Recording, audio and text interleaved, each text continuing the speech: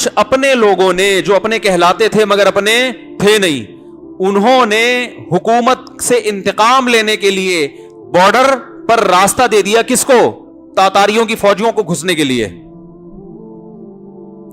لیکن اللہ کا عجیب کرم ہوا کہ وہ تاتاری مسلمان ہو گئے بعد میں. انہوں نے کیا کیا, اور مسلمان بھی کیسے ہوئے ہیں, وہ بہت سو کو اغوا کر کے لے گئے, کھوپڑیوں کے مینار بنا دیے.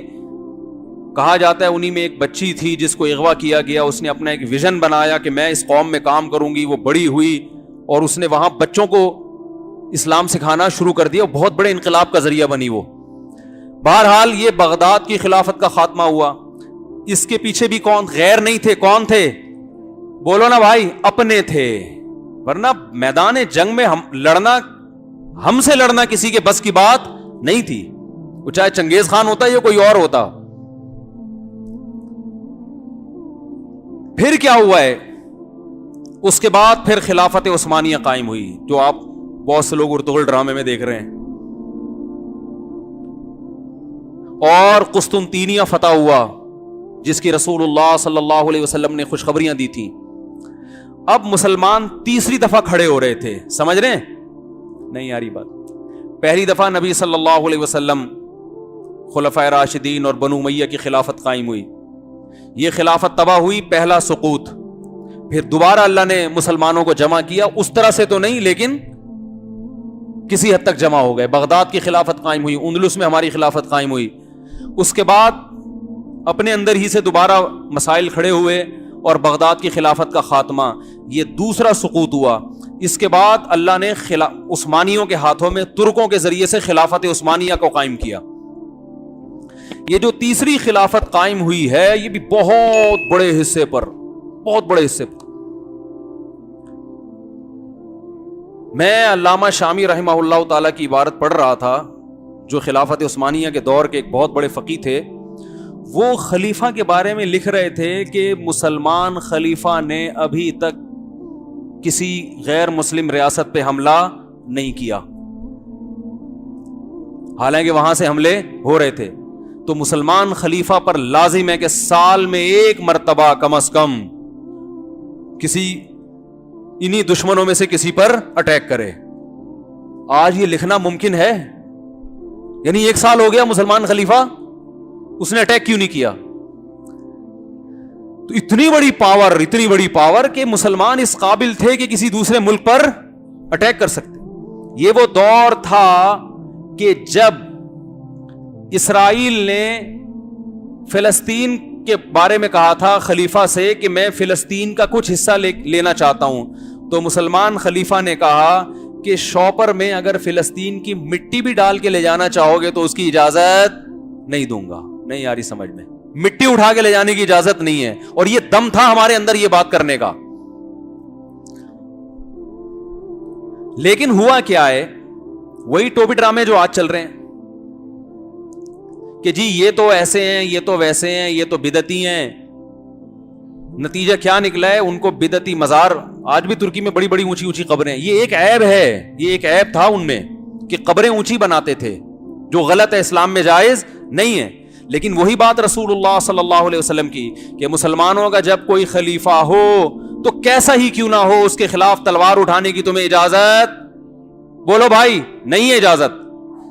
آپ اچھائی کے لیبل کے ساتھ اس کے خلاف بغاوت کرو گے اور اس سے بھی جاؤ گے. ایک برائی تھی کہ قبریں اونچی تھیں, لیکن شرک نہیں تھا ان میں, شرک نہیں تھا. آج بھی نہیں ہے ترکی میں شرک. یہ غلط کام تھا, اس پہ آرام سے محنت ہوتی, محبت سے سمجھاتے ان کو بھئی یہ غلط ہے, اسلام میں جائز نہیں ہے, مان جاتے ٹھیک ہے, نہیں تو اپنے حال پہ چھوڑ دیتے. یہ سوچ کے کہ مسلمانوں کی ایک پاور تو ہے نا, طاقت تو ہے, غیروں کی آنکھوں میں آنکھیں ڈال کے بات تو کر سکتے ہیں. لیکن اس وقت مکہ کے جو گورنر تھا, جس کو شریف مکہ کہا جاتا تھا, وہ عربی تھا. اس کو انگریزوں نے جا کے اکسایا. نہیں آ رہی بات؟ اسے کیا کیا؟ اکسایا کہ یہ مشرک ہیں, یہ بدعتی ہیں. جیسے آج بہت سے لوگ, جتنے علماء بڑے بڑے گزرے ہیں نا, سب کی کتابوں میں کیڑے نکال نکال کے سب کو غلط قرار دے رہے ہیں. یہ نہیں دیکھ رہے کہ سارے غلط ہو گئے تو امت جائے گی کہاں پھر؟ بھائی ہر اچھے میں کچھ نہ کچھ خامیاں ہوتی ہیں. تو ان خامیوں کی اصلاح کی کوشش کی جاتی ہے, شخصیتوں کو تھوڑی غلط کہا جاتا ہے. تو شریف مکہ کو گوروں نے اکسایا کہ تم عربی ہو اور یہ اجمی ہیں, یہ ترک ہیں, اسلام تو اصل میں تمہارا تھا, یہ کب سے اسلام کے ٹھیکیدار بن گئے؟ لیبل بڑے اچھے ہیں کہ نہیں ہیں بھائی؟ اسلام تو مکہ میں آیا تھا, یہ ترک کون؟ حالانکہ ترک کی ساری جنگیں اسلام کے لیے تھیں. اسلام ابھی بھی آپ دیکھو ارطغرل ڈرامے میں, میں نے نہیں اب تک دیکھا وہ ڈرامہ, لوگ بتاتے ہیں کہ اسلام دکھایا جا رہا ہے, ترکی نہیں دکھایا جا رہا. یہ دکھایا جا رہے ہیں جنگ اسلام کے لیے لڑ رہے ہیں, قوم نہیں دکھائی جا رہی. اور آج عرب کی جتنی جنگیں ہیں سب میں عربیت دکھائی جا رہی ہے, اسلام نہیں دکھایا جا رہا. عرب اسرائیل جنگ کیا ہوتی ہے میرے بھائی؟ اسلام اور اسرائیل جنگ ہوتی ہے نا. کبھی عربوں کے منہ سے پھوٹے منہ سنا آپ نے کہ یہ اسلام اور یہودیوں کی جنگ ہے؟ کبھی سنا آپ نے؟ ہر اخبار میں, ہر چینل پہ عرب اور اسرائیل کی جنگ. یہ عربیت ہے, عربیت, یہ اسلام نہیں ہے. میں نے خود ایک سعودی عرب کے ایک معتبر عرب عالم سے اپنے کانوں سے سنا, بہت بڑے عالم تھے, شیخ صالح العثیمین رحمہ اللہ, اللہ ان کی مغفرت فرمائے. انہوں نے فرمایا اسرائیل کی جو جنگ ہے عرب کے خلاف, اس جنگ میں کبھی بھی عربوں کو فتح نہیں ہوگی, کیونکہ یہ عرب اسرائیل جنگ ہے. اللہ نے عربوں کی مدد کا وعدہ نہیں کیا, اللہ نے مسلمانوں کی مدد کا وعدہ کیا, اسلام کی مدد کا. جس دن اس جنگ کو مسلم اور اسرائیل کی جنگ کا نام دیا گیا, اللہ کی مدد آئے گی. وہ خود عرب ہو کے یہ بات کر رہے ہیں. بہت مشکل ہے بھائی, بات سمجھانا بہت مشکل. لسانیت, عصبیت, وہ جو بدبودار نعرے جو رسول اللہ صلی اللہ علیہ وسلم اپنے پاؤں کے تلووں کے نیچے کچل کے گئے تھے, اسی کو دوبارہ فروغ دیا انگریز نے. کہاں پر؟ سعودی عرب میں. تو شریف مکہ جو خلافت عثمانیہ میں گورنر تھا مکہ کا, عربی تھا, اسے جا کے برطانیہ نے اکسایا کہ تم کیا ہو؟ عرب. اور خلافت کس کی ہے؟ اجمیوں کی. او بھائی جس کی بھی ہے, تمہاری حفاظت تو کر رہے ہیں نا, تمہیں غیروں سے بچا کے تو رکھا ہوا ہے, حرمین کی حفاظت تو ہو رہی ہے. اس کو اٹھا لیا, اور آپ کو پتا ہے ان کا کام ہے, کام لینے کے بعد کیا کر دیتے ہیں؟ سائٹ پہ لگا دیتے. اس شریف مکہ کو بار بار جا کے ورغلایا کہ تم عرب ہو, تم عرب ہو, اور اس کے ساتھ کچھ عرب بھی مل گئے. بہت سے عربوں نے مخالفت کی, انہوں نے کہا نہیں, ہم اس بغاوت کو نہیں مانتے. نبی صلی اللہ علیہ وسلم نے بغاوت سے منع کیا ہے, لیکن ساتھ برطانیہ تھا, وہ فورس کر رہا تھا. شریف مکہ جو اس وقت کا گورنر تھا, جس کو شریف مکہ کہا جاتا تھا, اس نے اپنی عربیت کی بیس پہ خلافت عثمانیہ کے خلاف مدینہ میں بغاوت, مکہ میں بغاوت کا اعلان کر دیا. اور ترک خلفاء اتنے دیندار تھے, مدینہ میں بھی بغاوت ہوئی اور مکہ میں بھی. میں نے خود ایک عربی سے سنا ہے سعودی عرب کے کہ ترک خلفاء کی شرافت تھی, انہوں نے کہا کہ ہم اپنی توپیں مکہ اور مدینہ پہ گولے نہیں برسائیں گے ہم. یہ ان کی شرافت تھی, ورنہ ان کی توپوں کے رخ پورا مکہ اور مدینہ خلافت عثمانیہ کی توپوں کے